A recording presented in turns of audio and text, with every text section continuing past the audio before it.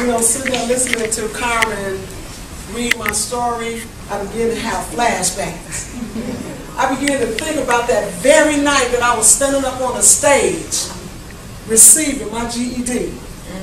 But before I can even bring you up to that point, I sat and I watched everyone come in and out of the door, and I watched all the little young ladies come in, and I just remember when I was your age and I was your size.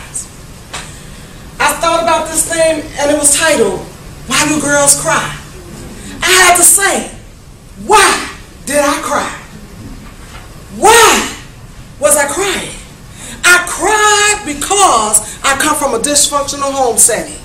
I cried because I was molested by my grandfather, by my uncles, by my cousins, by the cleanest man. Friends of the family was molesting me. They was handling my little body. Didn't have nobody that I can talk to.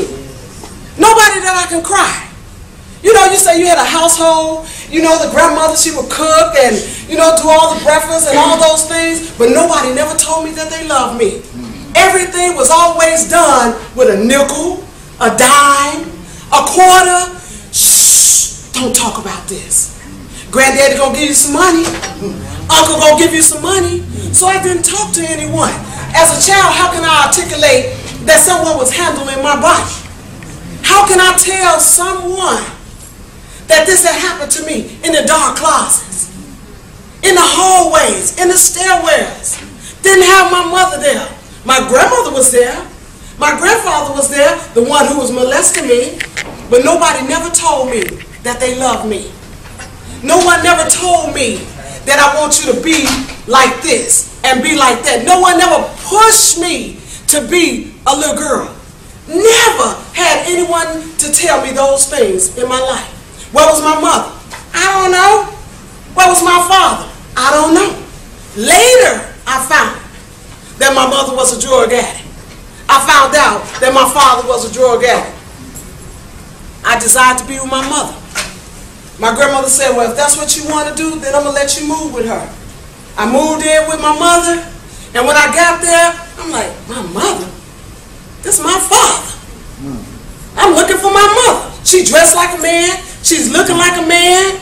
Got all these strange people in the household. I'm like, what in the world is really going on? But my environment drove me to the next level of my life. What was that? Denise came into an environment where the household partied all weekend long. They was having orgies in the household, parties. Women were getting molested. Women were getting raped. And I was in that environment. And as a child being curious, I wanted to know what was all that sound that was going on in that front room. Because my mother would lock us in the room. She didn't want us to see what was going on. But the sound drew me to come out and see what was going on. And when I seen the things that had taken place, the men that was having the sex with the women, I said, I would never in my entire life lay with a man. That was the first time in my life that I didn't want to have nothing to do with a man. Because I looked at men as being dogs. I looked at men as they hurt. It was painful. So I walked around with that in my life. My mother said, Denise, come here. I want to sit you right here. I want you to watch what I do because I don't want you to be like me. I began to watch her and see her shoot dope. I see her OD lay out in the floor, and I'm sitting there like this here, watching. She said, I want you to go on 16th Street. How many of you all know where 16th Street is? She said, I want you to go over here on Kesey, Arden. I want you to go over here and pick my dope up for me. I'm 12 years old. I'm running to get her dope. I done seen her do everything. So this one particular time, I took 2 bags of dope out. And I said, I'm going to do exactly what she had me to sit there and watch her do. Because in actuality, she was telling me, Denise, I want you to be like me. Because she allowed me to see that. And guess what I did? I taught myself how to shoot dope. I tied up, I cooked the dope up, I shot the dope up, and guess what? I was looking for that last thing, and that was this, to see her. When I started 9, I knew this was it. And there was the door opener. Well, she was bisexual. Guess what I did? I turned around and I got me a girlfriend. Then go to somebody, because you know how you play house and you do these little bitty things. I didn't know that it was going to open me up to be a full-core lesbian. So a woman 10 years older than I was turned me out into the gay lifestyle. So now I'm like my mother now. I'm walking in my mother's footstool. What? What's up? What's up? Doing all the little things. Guess what? She taught me the game. I did just like her. I had thieves by day, hoes by night. Because I followed in her footsteps. I want to make sure that I did worse than she did. You say, why do girls cry? Well, I cried because I was in so much pain. I cried because my life had got on the wrong lane. Got in the wrong lane. All the things that I learned, that was not what I wanted to do. I always desired to be married. I always desired to have children. I didn't know that my life was going to take a turn the way it did. Because I lived as a man for over 15 years, you knew nothing about me being a woman. I dressed like a man. I wore the shoes. I put the strap-on penises on. I had the haircuts. My whole life, I lived like a man.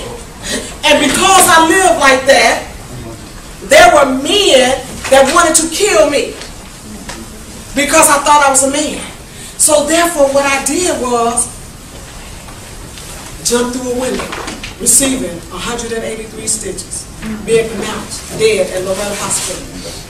But you see me standing here before you today because it was the goodness of God that allowed me to be able to stand here today, that I'll be standing in this thing and this forum called Why Do Girls Cry?